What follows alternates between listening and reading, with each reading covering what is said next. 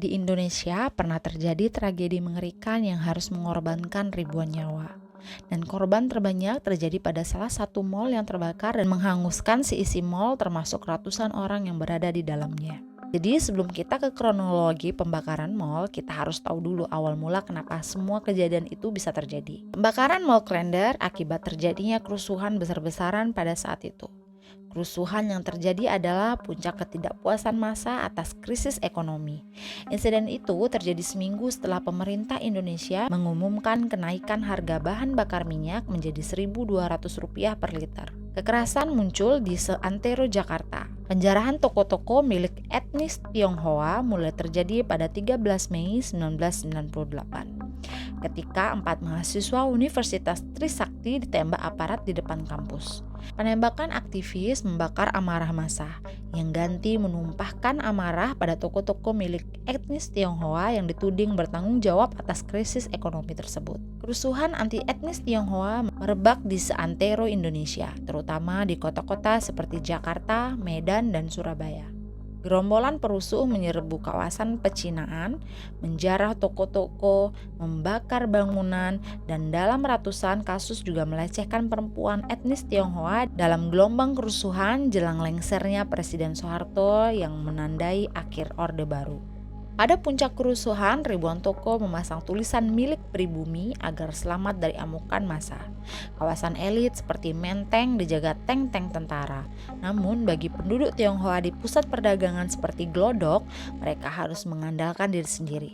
Hasilnya berakhir tragis dengan pembantaian dan pembakaran besar-besaran.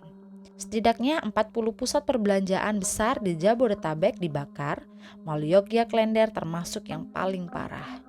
Data Tim Gabungan Pencari Fakta TGPF, kerusakan 13 Mei hingga 19 Mei mencatat 1.217 orang tewas, 31 orang hilang, dan lebih dari 2.470 pertokoan kebanyakan milik warga etnis Tionghoa ludes dibakar dan dijarah. TPGF termasuk Komnas Perempuan turut menemukan fakta adanya pemerkosaan masif terhadap ratusan perempuan keturunan Tionghoa selama periode kerusuhan yang meluas ke berbagai kota di Indonesia.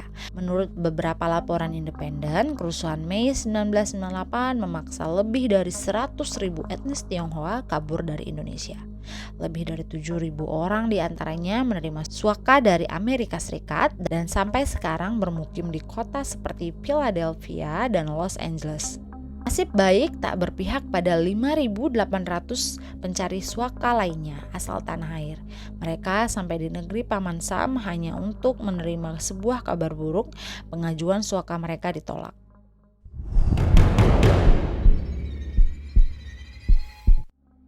Sekarang kita masuk ke kronologi pembakaran Mall Klender. Plaza Central Klender berlokasi di Jalan I Gusti Ngurah Rai nomor 13 Jakarta Timur dan dibangun pada 1989 sampai dengan 1990. Mall ini diresmikan pada tahun 1991 dengan nama awalnya adalah Central Klender Plaza.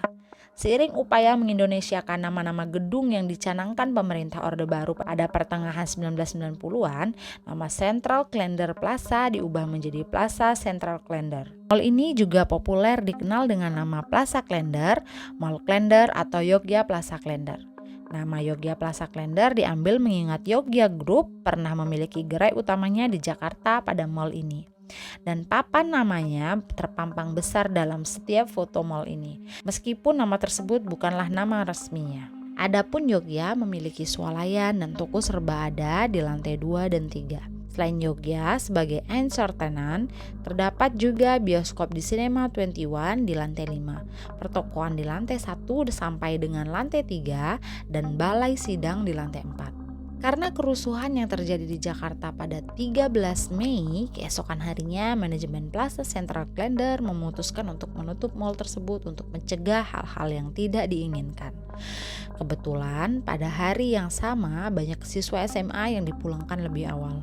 Namun entah apa penyebabnya di sekitar Klender, kemudian para pelajar tersebut terlibat bentrok dengan sekelompok pemuda lain yang memiliki ciri khas berwajah agak tua dan badannya kekar mulai jam 10.40. Bentrok mereka kemudian terpusat ke Plaza Central Klender. Masyarakat yang gerah akan aksi dua kelompok pemuda tersebut berusaha membubarkan mereka. Di tengah tawuran tersebut, seorang mulai membakar ban. Tidak lama kemudian, sekitar jam 12, terjadi bentrokan lagi antara para pelajar dengan sekitar 20 orang yang terkumpul di Plaza Central Klender dengan ciri-ciri wajah yang sama. Bentrokan tersebut menyebabkan para pelajar masuk ke area mal untuk menghindari pemuda itu yang menyerang mereka dengan besi dan kayu. Pada jam 12.30 muncul massa lain sekitar 50 orang yang mulai melempari mal tersebut dan pertokoan di sekitarnya. Dengan pentungan mereka lalu meneriakkan kepada masyarakat untuk menjarah Plaza Central Klender. Masyarakat lalu berbondong-bondong memasuki Plaza Central Klender dan menjarah apapun yang ada di dalamnya tanpa bisa dikendalikan. Tanpa adanya tindakan dari aparat keamanan, orang ramai-ramai mengambil barang. Ada yang memakai troli, ada yang naik turun membawa kulkas dan televisi. 2 jam setelah penjarahan dimulai, pada jam 14.00 muncul massa lain dengan menggunakan jaket yang turun dari truk Mitsubishi Fuso dari arah Pondok Kopi. Mereka memiliki ciri-ciri serupa dengan pemuda-pemuda misterius yang terlibat tawuran sebelumnya. Berambut cepak, namun mengaku sebagai mahasiswa atau siswa SMA. Menurut salah satu keluarga korban dari saksi mata, Ruminah, ada juga dari mereka yang berambut gondrong, bertato, membawa jerigen, dan handy talkie. Massa misterius itu lalu mulai menumpahkan minyak tanah ke tumpukan kasur dan pakaian yang ada di tengah mal dan kardus di luar mal, lalu membakarnya dengan cepat sekitar pukul 14.00. Dengan cepat sekitar pukul 14.00, api membesar dari 2 titik api kecil yang awalnya dinyalakan perusuh untuk menerangi mal yang minim pencahayaan tersebut. Para pembakar itu kemudian naik truk kembali ke arah Kampung Melayu. Sebenarnya sebagian dari warga yang berusaha melerai sudah mengatakan kepada beberapa pria tersebut untuk tidak membakarnya, karena hal tersebut bisa merusak bangunan gedung dan bahkan gedung bisa saja terbakar secara menyeluruh. Memasuki jam 15.30, api yang mulai melahap isi gedung membuat para penjara dan masyarakat panik. Banyak orang termasuk perempuan dan anak-anak mulai berusaha keluar, terutama yang terjebak di lantai atas. Warga yang panik malah dikejutkan lagi dengan lantai 1 mal yang dipenuhi dengan api, sehingga membuat orang-orang yang ada di dalam mal terjebak dan kesulitan mencari jalan keluar. Lebih parahnya lagi, penerangan yang ada di dalam ruangan mal sedang padam karena ulah beberapa penjara. Asap tebal membuat banyak di antara mereka terjebak. Asap itu pula mengakibatkan ratusan orang yang terjebak di dalam mal mulai pingsan dan sesak nafas. Yang berani berusaha keluar, entah dengan dibantu tali dan peralatan seadanya oleh warga atau memecah kaca dan melompat ke bawah, yang banyak di antaranya membuat mereka terluka atau tewas. Pada jam 17.30, api melahap seluruh isi gedung. Namun upaya masyarakat menyelamatkan yang masih tersisa dihalangi oleh beberapa orang dan pintu yang dikunci. Pada jam 21.30, api mulai padam setelah hujan mulai mengguyur Jatinegara dan sekitarnya. Banyak korban yang mengalami luka-luka dan harus dibawa ke beberapa rumah sakit, salah satunya RSUP Persahabatan. Pagi keesokan harinya pada pukul 8.30, sekelompok relawan dari PMI masuk dan mulai mengeluarkan mayat-mayat yang secara tragis di antara mereka sudah banyak menjadi arang, hitam dan tidak bisa teridentifikasi. Mayat itu lalu dibawa ke Rumah Sakit Cipto Mangunkusumo, Jakarta Pusat. Beberapa mayat tersebut ada yang berhasil dibawa pulang oleh keluarganya dan dimakamkan di TPU Panggilingan, Pondok Kelapa, Cipinang Muara, Kampung Jati, dan Tanah Koja. Sedangkan yang tidak teridentifikasi dikuburkan dalam makam massal yang ada di TPU Pondok Rangon. Sedangkan Plaza Central Klender yang sudah hangus kemudian dijaga oleh tentara pada 16 Mei 1998. Masih banyak warga yang terus masuk sampai beberapa hari kemudian untuk mencari sanak keluarga mereka yang menghilang pasca peristiwa tersebut. Selain korban jiwa, pembakaran Plaza Central Klender juga menyebabkan kerugian besar pada berbagai pihak. Yogya Department Store sebagai penghuni utama mal mengalami kerugian besar karena ludesnya barang-barang jualan akibat dijarah atau terbakar. Meskipun mereka bisa mengatasinya dengan bertanggung jawab pada para penyalur. Hingga saat ini banyak hal akan pembakaran Plaza Central Klender masih terbilang misterius, antara lain adalah siapa pelakunya dan jumlah korban atau yang luka. Ada yang menyebut 174, ada juga yang menyebut 288, Namun hingga saat ini ada juga yang menyebut 488.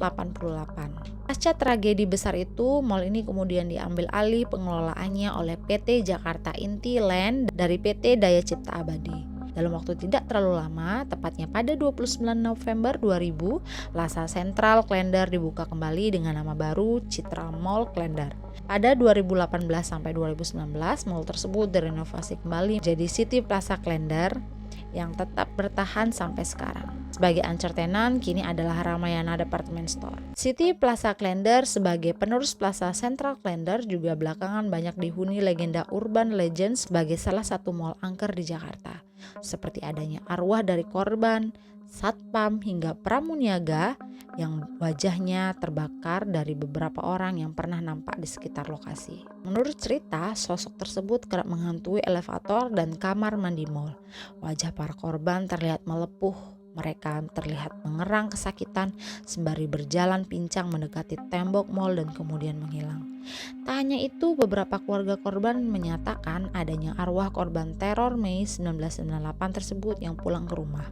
Mereka sering melihat anggota keluarga mereka yang meninggal di Mall Klender kembali ke rumah dengan wajah dan tubuh yang hangus terbakar. Berdasarkan cerita warga sekitar, di Mall Klender juga sering kali terdengar jeritan minta tolong dan aroma daging terbakar.